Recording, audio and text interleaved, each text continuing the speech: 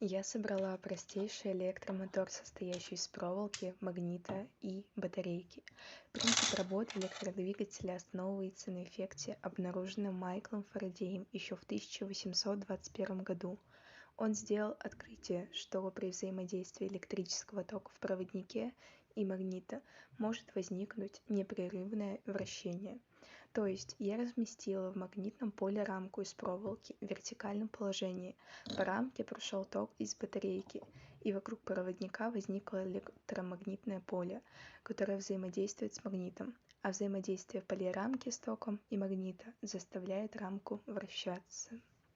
Также следует заметить, что, как и любой мотор, данная простейшая модель имеет свойство нагреваться. Если потрогать батарейку и проволоку, можно почувствовать тепло. Более усложненные модели применяются в различных механизмах в жизни, например, в газовой, химической, нефтеперерабатывающей, автомобильной и других видах промышленности.